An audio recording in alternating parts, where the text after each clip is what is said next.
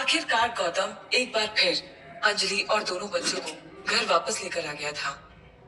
सुबह का समय था और अंजलि दोनों बच्चों के साथ गार्डन में थी। दोनों बच्चे शोर मचाते हुए गार्डन में इधर उधर भागते हुए खेल रहे थे। हालांकि अंजलि उस घर में एक पल भी रहना नहीं चाहती थी, लेकिन गौतम की जिद के सामने उसे घुटने टेकने पड़े। उसे सुकून था तो केवल इस बात का कि दोनों बच्चे वहां काफी खुश थे।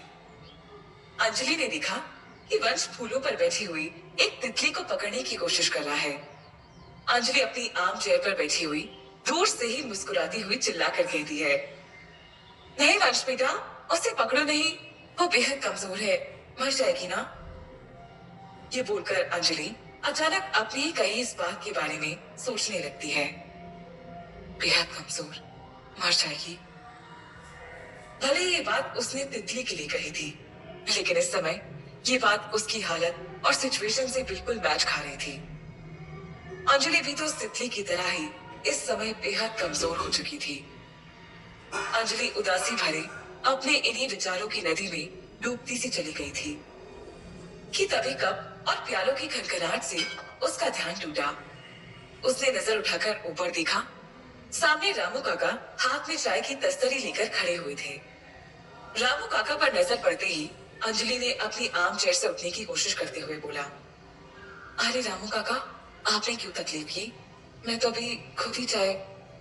उसकी बात पूरी होने से पहले ही रामू काका बीच में बोल पड़े, मैं आप कुछ नहीं मैडम जी, गौतम बाबा ने आपका और बच्चों का ध्यान रखने की सख्त हिदायत दी है।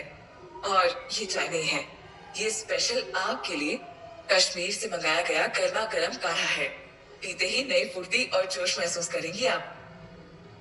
इतना कहते हुए रामू काका तुरंत ही काढ़ा कप में पलटकर अंजलि के हाथ में थमाते हुए बच्चों को आवाज लगाकर कहते हैं, वंश बाबा, विद्वान बाबा, चलिए खेलना बंद कीजिए, आपका नाश्ते का समय हो गया है।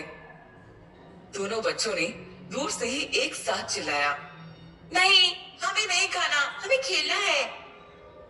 इस पर रामू काका दौड़ते हुए उन दोनों के पास गए और उनका हाथ पकड़कर वापस अंजलि के सामने लाकर खड़ा कर दिया।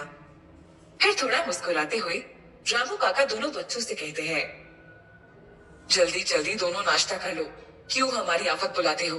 गौतम सर आजकल वैसे ही बहुत गुस्से में रहते हैं, सुनेंगे तो हमारी ही टांग खींचेंगे। तभी अंजलि रामू काका से कहती है, आप चिंता मत कीजिए रामू काका, आप चाहिए, मैं दोनों को नाश्ता करवा दूंगी। रामू काका चले गए थे और दोनों बच्चे मुंह फुलाए अंजलि के सामने खड़े हुए थे। अंजलि ने घूरते हुए दोनों को नाश्ता करने का इशारा किया, लेकिन दोनों बच्चे आज अलग ही मूड में थे। वंश बहाना करते हुए कहता है, मम्मा, मेरे पेट में बहुत दर्द है, मुझे नाश्ता नहीं करना। तभी विवान भी बोल पड़ा, और नहीं मुझे करना है, आज का नाश्ता आपको करना पड़ेगा। वंश ने टोस्ट उठाते हुए अंजलि के मुंह से सटाकर कहा, और आज का नाश्ता आप हम दोनों के हाथ से खाओगी। उसके बाद अंजलि दोनों बच्चों को मना करते करते रह गई थी, लेकिन उन्होंने अपने हिस्से का सारा नाश्ता अंजलि को खिला दिया था। अंजलि ने खाते खाते दोनों की तरफ टेढ़ी नजर से देखते हुए कहा, बड़ी शैतान हो गए हो तुम दोनों। मेरी ट्रिक मुझ पर ही आजमा दी तुमने। हाँ वंश, विवान, बड़े चालाक हो गए हो तुम दोनों। हाँ। इस पर वंश ने खिलखिलाते हुए कहा, क्या करिए मम्मा, आपके बेटे हैं, आप ही से सीखा है। वंश की इस बात पर विवान भी खिलखिलाकर हंसता है। अंजलि अपनी आम चेयर से उठकर उन्हें पकड़ने के लिए उनके पीछे दौड़ती है। दोनों बच्चे आगे आगे थे और उनकी माँ अंजलि उनके पीछे। माँ और बेटों के बीच होते इस मनोरम दृश्य को देखकर किसी पत्थर दिल इंसान का भी दिल पिघल सकता था, लेकिन यही नजारा देखकर छत पर खड़ी लता और रिया की आंखों में खून छलक उठा था। लता ने अपनी दांत भींचते हुए रिया से कहा, देख, सब अपनी आंखों से देख रिया, जिस बगीचे में तुझे अपने बच्चों के साथ खेलना चाहिए, उसी बगीचे में वो तेरी सौतन बनकर अपने बच्चों के साथ बाल क्रीड़ा कर रही है। लानत होगी तुझ पर अगर तू उसे घर से बाहर ना निकाल पाई। इतना कहकर लता रिया की तरफ घूरती हुई वहां से चली जाती है। रिया की मुट्ठियां कसती चली जाती हैं। उसकी आंखें अंगारों की तरह दहकने लगती है। वो मन ही मन खुद से चिल्लाकर कहती है, तू नहीं जानती बेवकूफ बुढ़िया कि रिया अब आगे क्या करने वाली है। रिया के प्लान फेल हो सकते हैं लेकिन कभी खत्म नहीं होते।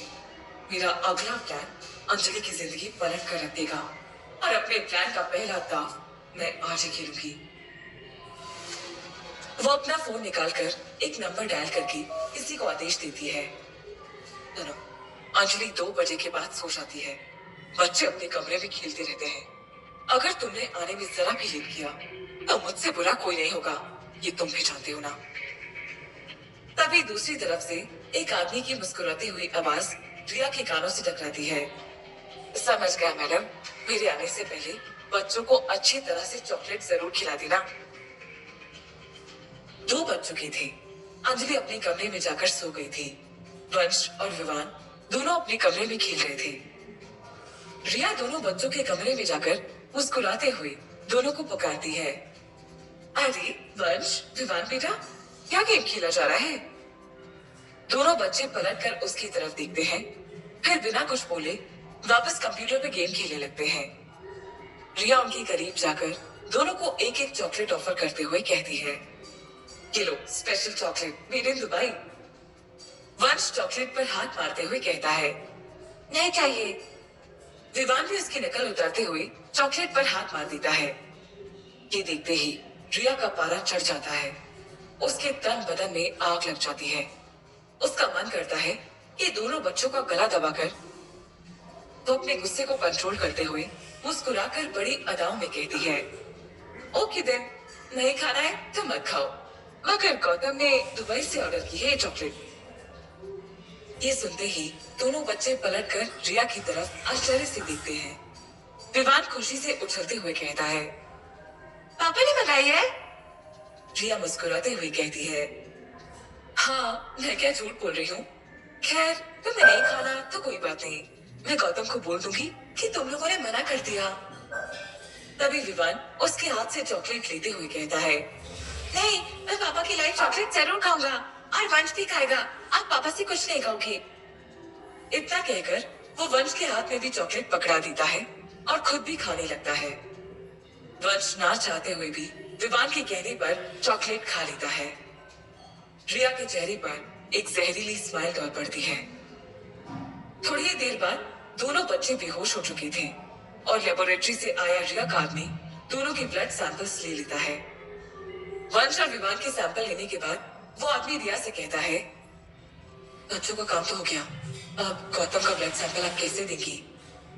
रिया घूरते हुए कहती है, जिस तरह से बच्चों का सैंपल मिल गया है, इस तरह गौतम का भी मिल जाएगा शाम तक।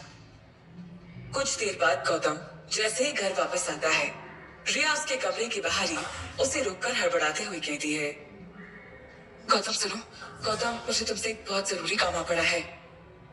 गौतम माथे पर बल डालकर उसकी तरफ देखते हुए कहता है, क्या हुआ रिया, सब कुछ ठीक तो है? अचानक तुम्हें मुझसे क्या काम आ पड़ा और तुम इतनी परेशान क्यों नजर आ रही हो? इसके बाद रिया उसे एक झूठी कहानी सुनाती है कि उसकी एक फ्रेंड कंस्ट्रक्शन साइट पर उससे मिलने आई थी और वो दीवार से नीचे गिर गई। उसका बहुत ब्लड लॉस हुआ है और ये बात सिर्फ वो गौतम को ही बता रही है। उसकी पूरी बात सुनने के बाद गौतम कहता है, ठीक है, तो तुम मुझसे क्या चाहती हो? रिया थोड़ा हिचकिचाते हुए कहती है, तुम्हें अपना खून देना पड़ेगा, बस 1 यूनिट। वो इसलिए क्योंकि मेरी खबर हर किस बाहर नहीं जाने दे सकती। अगर मीडिया को पता चल गया तो हमारी कंपनी की बहुत बदनामी होगी। इस पर गौतम कुछ सोचते हुए कहता है, इसमें इतनी परेशानी वाली क्या बात है? ठीक है, मैं अभी जाकर ब्लड दे आता हूँ। वैसे कौन से अस्पताल में भर्ती है तुम्हारी फ्रेंड? रिया तभी मुस्कुराकर नया पासा फेंकते हुए कहती है, यही पास में एक अस्पताल में है, मैं भी तुम्हारे साथ चलती हूँ ना। लगभग 1 घंटे बाद गौतम अस्पताल में अपना खून डोनेट कर चुका था और उसके कुछ ही पलों बाद गौतम का ब्लड सैंपल रिया के हाथों में था। गौतम के जाने के बाद रिया अपने डॉक्टर दोस्त से मिलती है और उसके करीब जाकर धीरे से कहती है, ये दोनों बच्चों और गौतम के ब्लड सैंपल हैं। मुझे जल्द से जल्द इनकी ओरिजिनल डीएनए रिपोर्ट चाहिए। डॉक्टर दोस्त रिया से हंसते हुए कहता है, ओरिजिनल रिपोर्ट की क्या जरूरत है? आप कहो तो पहले की तरह फेक रिपोर्ट दे देता हूँ यार। इस पर रिया उसकी तरफ मुस्कुराते हुए देखकर कहती है, नहीं नहीं, इस बार मुझे पहले ओरिजिनल रिपोर्ट ही चाहिए। अगर फेक की जरूरत लगेगी तो वो तुझे बाद में बता दूंगी, पहले मुझे ओरिजिनल रिपोर्ट ही चाहिए। इधर रिया अपने प्लान को अंजाम देने में लगी हुई थी और उधर अंजलि घर में अपनी दिन ब दिन गिरती हालत को लेकर काफी परेशान थी। अंजलि के मन में अनेकों सवाल उठ रहे थे और वो अब अपने हर सवाल का जवाब चाहती थी। अचानक से उसकी बॉडी ऐसे कैसे बिहेव करने लगी थी। उसे ऐसा लग रहा था कि जैसे उसे याद है कि उसके साथ ये सब कब से हो रहा है, लेकिन उसे ठीक से रिकॉल भी नहीं हो पा रहा था। वो अपने दिमाग पर जोर डालकर याद करने लगती है। तभी अचानक उसे कुछ कुछ याद आने लगता है। वो मन ही मन खुद से बातें करने लगती है। अगर देखा जाए तो ये सब तब से हो रहा है जब उस दिन रिया और गौतम की शादी में मैं पहली बार बेहोश हुई थी। लेकिन उसके ठीक पहले क्या हुआ था? तभी उसके दिमाग में अचानक से उस दिन की एक ग्लिम्स आती है जब उसके हाथ से अचानक ब्लड निकला था। उसे याद आता है कि उसकी बॉडी में कोई सुई जैसी चीज चुभी थी। उसके बाद खून निकला था। उस दिन की मेमोरी उसे साफ साफ दिखाई देने लगी थी। अंजलि अचानक से एक्टिव हो जाती है। वो अपने दिमाग पर और जोर डालते हुए खुद से ही सवाल करती है, किसी ने कुछ छुपाया था मुझे, ये मुझे कैसे पता चल सकता है? हाँ, गौतम और रिया की शादी की वीडियो फुटेज से मुझे किसी तरह वो वीडियो फुटेज हासिल करनी होगी और वो वीडियो फुटेज मुझे मिलेगा रिया की अलमारी में रखी पेन ड्राइव में। मुझे उसे हासिल करना होगा। अंजलि ने दिन में मौका पाकर रिया की अलमारी से वो पेन ड्राइव चुरा ली थी। आधी रात में जब दोनों बच्चे गहरी नींद में सो चुके थे, तब वो धीरे से उठती है और अपना लैपटॉप खोलकर उसमें पेन ड्राइव लगाती है। शादी की वीडियो प्ले हो गई थी। वो वीडियो को फॉरवर्ड करते करते उस पॉइंट पर पहुंच जाती है जहां वो घटना घटित हुई थी। अंजलि के दिल की धड़कनें धीरे धीरे बढ़ती जा रही थी। तभी वो वीडियो में खुद को कुर्सी पर बैठा हुआ देखती है और देखती है लाल शर्ट वाले एक आदमी को जो उसके ठीक पीछे बैठा हुआ था। आदमी एक झटके से अपना हाथ हिलाता है, इंजेक्शन अंजलि को लगाता है और फिर फौरन वहां से चला जाता है। अंजलि एक झटका लेती है और अपने हाथ पर खुजाती है। उसके हाथ पर खून की कुछ बूंदें थी। वो खून की उन बूंदों को इग्नोर कर देती है। ये देखकर अंजलि को मानो 4000 वोल्ट का झटका लग गया था। अंजलि बार बार उस क्लिप को ही रिवाइंड कर करके देखती है। उसका शक एकदम ठीक निकला था। क्लिप को और भी गौर से देखने पर उसे पता चलता है कि वो आदमी अपने हाथ में एक इंजेक्शन लिए बैठा था जो उसने अंजलि के हाथ में चुभा दिया था। ये सब देखकर अंजलि कुछ देर अपना सिर पकड़कर ऐसे ही बैठी रह गई थी। उसके दिमाग के सारे तार हिल चुके थे। देश की राजधानी दिल्ली, भारत का दिल, एक ऐसा महानगर जहां लोग हायर एजुकेशन, करियर और अपॉर्चुनिटी की तलाश में आते हैं। और इसी महानगर में रहते हैं वो लोग जो इस देश की राजनीति की दिशा और दशा तय करते हैं, यानी पॉलिटिशियंस। इसी दिल्ली शहर के एक पॉश इलाके में है पॉलिटिशियन आकाश चड्ढा का शानदार ऑफिस। आकाश चड्ढा 32 साल का यंग और खूबसूरत नौजवान है। युवा दिलों की धड़कन। दिल्ली के राजनीतिक गलियारों में उसकी खूब चर्चा रहती है। आकाश चड्ढा अपने ऑफिस से किसी फिल्मी हीरो की तरह बाहर निकलता है। जब सफेद कुर्ता पजामा और उसके ऊपर आसमानी रंग का रेशमी हाफ बास्केट, गोरा चिट्टा क्लीन शेव चेहरा। उसने आंखों पर रिमलेस चश्मा पहना है जो उसकी पर्सनालिटी पर बहुत फंक रहा है। उसके पीछे उसके बॉडीगार्ड्स और असिस्टेंट चल रहे हैं। तभी उसका फोन बजता है। असिस्टेंट फोन पिक करता है, कुछ बात करके आकाश को फोन देता है। आकाश एक नजर फोन की स्क्रीन पर डालता है, फिर फोन पर बात करता है। Hello Gautam, how are you? दूसरी तरफ से गौतम की आवाज आती है। Hi Akash, I am fine. यार एक अर्जेंट हेल्प और चाहिए थी। आकाश चड्ढा और गौतम बहुत अच्छे दोस्त हैं। दोनों कॉलेज में साथ पढ़ते थे। अपने अपने कामों में व्यस्तता के चलते दोनों बहुत कम बात कर पाते हैं, पर जब भी बात करते हैं उसी पुराने अंदाज में। दूरियां भी इनके दिलों के बीच बने दोस्ती के पुल को आज तक कमजोर नहीं कर पाई। अपने दोस्त की आवाज में मामले की गंभीरता को भाप चुका था आकाश। उसने इशारे से अपने लोगों को वहीं रुकने का इशारा किया और खुद थोड़ा हटकर अकेले में बात करने लगा। आकाश कहता है, हाँ बोलो ना यार, what can I do. Gautam एक गहरी सांस लेता है, जैसे खुद को तैयार कर रहा हो। फिर कहता है, किसी का पता लगाना है। मैंने अपने सारे सोर्सेस ट्राई कर लिए हैं, बट कुछ हाथ नहीं लगा। But you have power Akash, please यार, इस बंदे तक पहुंचना बहुत जरूरी है मेरे लिए। गौतम एक सांस में अपनी सारी बात बोलता चला गया था। आकाश ने उससे पूछा, ओके आई हेल्प यू, पर कुछ तो बताना। गौतम उसको बताने के लिए अपने दिमाग में बातें फिल्टर कर रहा था। वो अंजलि का किस्सा छेड़कर बेवजह बात को खींचना नहीं चाहता था, इसलिए वो सिर्फ उस बात को सोच रहा था जिसके लिए उसे आकाश की हेल्प चाहिए। गौतम ने आगे बताना शुरू किया, यार चड्डा, इधर गुड़गांव में एक ऑर्गेनाइजेशन है, ह्यूमन स्पिरिट ऑर्गेनाइजेशन के नाम से। इसको बॉबी नाम का बंदा रन करता है। इसको ढूंढने के लिए मैंने सारी तिकड़म लगा ली, पर ये मेरे हाथ नहीं आया। मुझे सारी बॉबी से मिलना है यार, किसी भी कीमत पर। तुझे लीगल इलीगल जो भी अपनी पावर को यूज करना पड़े प्लीज कर, बट मुझे बॉबी से मिलवा दे यार। गौतम की आवाज में फ्रस्ट्रेशन और गुस्से को महसूस कर लिया था आकाश ने। वो समझ गया था कि ये सचमुच बहुत जरूरी है, वरना गौतम उसे यूं ही किसी काम के लिए कभी फोन नहीं करता। उसने गौतम से कहा, मैंने कभी इस ऑर्गेनाइजेशन के बारे में सुना तो नहीं है, बट यू डोंट वरी, मैं आज ही इसके पीछे लगता हूँ, इस बॉब को ढूंढवाता हूँ। गौतम को अपने दोस्त का सहारा पाकर बहुत राहत से मिली। उसने आकाश से कहा, थैंक यू यार। आकाश उसके थैंक यू बोलने पर हल्का सा मुस्कुरा देता है। वो कहता है, इस थैंक यू को अभी बचा के रख, चल फिक्र मत कर, मैं करता हूँ तुझे कॉल, बाय। दूसरी तरफ से गौतम भी बाय कहकर फोन कट कर देता है। आकाश की आंखें सोचने के अंदाज में थोड़ी सी खुलती हैं।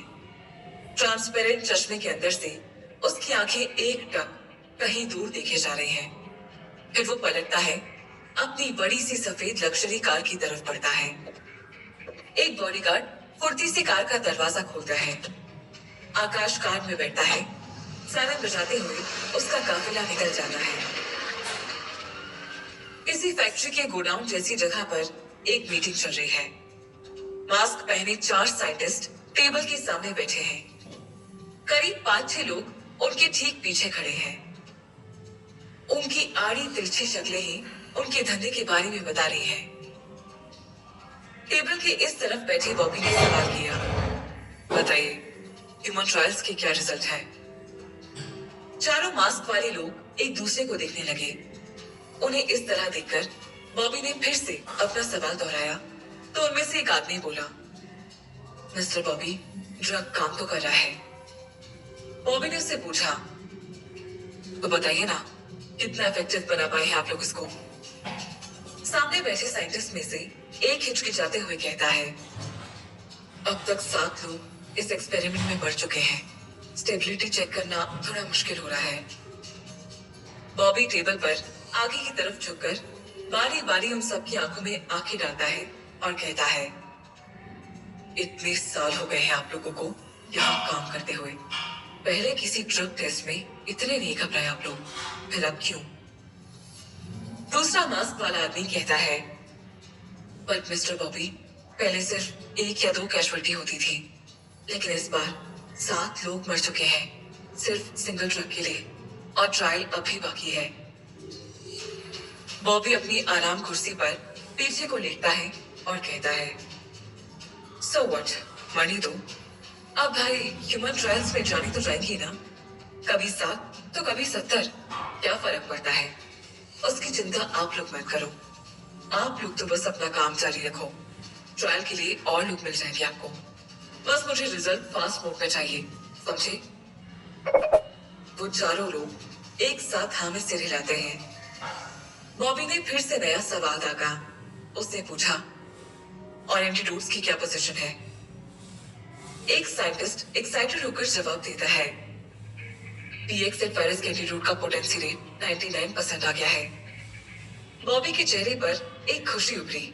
उसने कहा, वेरी गुड, इसका मतलब PX को मार्केट में उतारने का टाइम आ गया है। साइंटिस्ट कहता है 100%, PXZ and its center root both are ready. Bobby खुश होता है, फिर उसे कुछ याद आता है। वो पीछे खड़े गुंडों से पूछता है, वो जयपुर वाली लड़की का क्या हुआ? उठा लेना उसे। गुंडे एक दूसरे की शक्लें देखने लगते हैं। बॉबी को अपनी ओर देखता पाकर उनमें से एक घबराते हुए कहता है, बॉस, 3-4 बार उठाने के लिए ट्राई किया, पर वो बच गई। बॉबी कुछ भी रिएक्ट नहीं करता। वो अंदर ही अंदर अपने गुंडों की नाकामी से इरिटेट हो रहा है। वो आराम से अपनी चेयर से खड़ा होता है और इस गुंडे को इशारे से अपने पास बुलाता है। वो गुंडा आता है। अचानक बॉबी का एक तेज झापड़ इस गुंडे के गाल पर पड़ता है। सभी लोग सन्न हो जाते हैं।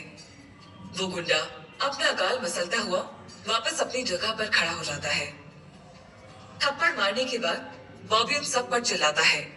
वो कहता है, अबे सालो, हरामी की चर्बी लग गई है तुम सबको।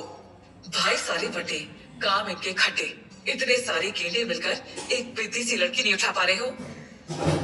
बॉबी की इरिटेशन बढ़ती तो वो इन सब की ओर बढ़ता। सारे गुंडे अपने गालों पर हाथ रख लेते। टेबल के दूसरी तरफ फेस मास्क पहने चारों साइंटिस्ट की आंखें बॉबी के साथ साथ घूम रही थी। बॉबी ने फिर से सबको कहा, तुम लोग जानते हो वो कितनी इंपॉर्टेंट है हमारे लिए। उसकी बॉडी में हमारे 6 साल पुराने एक्सपेरिमेंट का रिजल्ट है। हमारा चलता फिरता ह्यूमन एक्सपेरिमेंट है वो लड़की। वो मिल गई तो उस पर लेटेस्ट वेरिएंट को ट्राई करेंगे हम। हमारा स्ट्रॉन्गेस्ट वायरस ZX100। ऐसा कहते हुए उसकी आंखों में एक शातिर चमक आ जाती है, वैसे ही जैसी कबूतर पर घात लगाए बैठी बिल्ली की आंखों में होती है। फिर से उसने अपने गुर्गों की नाकामी पर तंज कसते हुए कहा, लेकिन तुम साले खच्चर उसे किडनैप भी नहीं कर पाए। लगता है अब मुझे खुद जाना होगा इस लड़की को उठाने के लिए। बॉबी के दिमाग में कुछ प्लान पकने लगा था। वहीं दूसरी तरफ पुलिस स्टेशन में एक पुलिस ऑफिसर के हाथ में एक आदमी का फोटो है। वो इस फोटो को ध्यान से देखता है। उसके सामने काले बुर्के में बैठी लड़की कहती है, FIR लिखवानी है सर इसके खिलाफ। बुर्के के अंदर छुपी अंजलि आवाज को थोड़ा सा बदलकर इंस्पेक्टर से कहती है, दरअसल वो सबसे छुप के यहाँ आई है। बुर्का उसे भेष बदलने का सबसे आसान तरीका लगा। खुद को इंजेक्ट करने वाले उस आदमी का जो फोटो उसने लैपटॉप से लिया था, उसका प्रिंट कराकर रख लिया था और अभी उस शख्स का फोटो पुलिस ऑफिसर की आंखों के आगे था। फोटो को टेबल पर रखते हुए ऑफिसर ने पूछा, किस बात की FIR लिखवानी है मैडम? अंजलि ने खुद को मन ही मन तैयार किया। वो झूठ बोलने की आदी नहीं थी, लेकिन इस सिचुएशन में वो इसके अलावा कुछ भी नहीं कर सकती थी। उसने मन ही मन खुद को समझाया कि वो झूठ नहीं बोल रही है, हाँ, बस सच को थोड़ा घुमा रही है। उसने डिसाइड कर लिया और कहा, सर, ये आदमी चोर है, शादी से बहुत सारे गहने चुरा के भागा है। आप प्लीज इसे जल्दी से अरेस्ट कीजिए सर। पुलिस ऑफिसर थोड़ी देर अंजलि को देखता है। बुर्के से सिर्फ अंजलि की आंखें दिखाई दे रही थी। वो अंजलि की आंखों में सच्चाई जानने की कोशिश करता है। अंजलि को लगता है कहीं वो पकड़ी ना जाए। तभी ऑफिसर कहता है, ओके, मैं FIR लिख लेता हूँ, आप अपना नाम और नंबर नोट करवा दीजिए। अंजलि उसे अपना नाम रुखसाना बताती है और अपना एक दूसरा फोन नंबर नोट कराते हुए उससे कहती है, सर प्लीज इसके मिलते ही मुझे कॉल कर दीजिएगा, बहुत अर्जेंट है सर, जिंदगी दाव पर लगी है समझिए। ऑफिसर उसकी डिटेल्स नोट करके कहता है, आप फिक्र मत कीजिए रुखसाना जी, जल्दी पकड़ा जाएगा ये चोर। अंजलि उसे धन्यवाद कहकर वहां से निकल जाती है। उधर रिया घर में विवान को ढूंढ रही है। वो विवान को पुकारती है, विवान कहाँ हो? कोई जवाब नहीं पाकर वो इस बड़े से घर के हर कमरे में झांककर देखती है। चलते चलते वो अंजलि के कमरे के आगे पहुंचकर रुकती है, फिर धीरे से पुकारती है, विवान। उसे अब भी कोई जवाब नहीं मिलता। वो धीरे से कमरे का दरवाजा खोलकर अंदर आती है। वो इधर उधर झांकती है, उसे वहां कोई दिखाई नहीं देता। रिया बड़बड़ाती है, अंजलि पता नहीं विवान को क्यों एक पल भी नहीं छोड़ती है, पता नहीं कहाँ छुपी है उसे लेकर। वो रूम में हर तरफ देखती है। अभी उसकी नजर अंजलि के लैपटॉप पर पड़ती है। वो कुछ क्लू के लालच में लैपटॉप खोलती है और उसमें पासवर्ड है। रिया निराशा में चिल्लाती है और लैपटॉप को बंद कर देती है। तभी उसकी नजर लैपटॉप पर लगी पेनड्राइव पर पड़ती है। वो पेनड्राइव उसे जानी पहचानी सी लगती है। उसे निकाल कर देखती है तो उसकी आंखें शॉक से फटी की फटी रह जाती है। ये तो मेरी पेनड्राइव है, वो सोचती है और मन ही मन कहती है, ये अंजलि मेरी जासूसी कर रही है। उसने मेरी नाक के नीचे से मेरी पेनड्राइव गायब कर दी और मुझे अब पता चला ये अंजलि अब पहली वाली नहीं रही, शातिर हो गई है। बीमारी का झूठ बहाना कर रही है अंजलि। हो ना हो ये किसी और ही मकसद से इस घर में घुसी है। लेकिन क्या क्या है तुम्हारा मकसद अंजलि? ऐसी क्या चाल चलने वाली हो तुम? रिया का दिमाग बुलेट ट्रेन की स्पीड से चल रहा था। बहुत सोचने के बाद भी वो अंजलि के मकसद को गैस नहीं कर पा रही थी। उसने सोचा, आखिर उसे क्या जरूरत पड़ी इसकी? पता तो करना पड़ेगा, आखिर चाहती क्या है ये? तभी उसके मोबाइल फोन की रिंग ने उसको अपने विचारों से बाहर खींच दिया। उसने फोन देखा, डॉक्टर का कॉल था। वही उसका दोस्त जिसे वो डीएनए रिपोर्ट के लिए ब्लड सैंपल देकर आई थी। उसने फोन उठाया और कहा, हेलो, रिपोर्ट्स आ गई क्या? डॉक्टर बोला, यस, रिपोर्ट्स आ गई है, but you won't believe in the result. वो अभी तक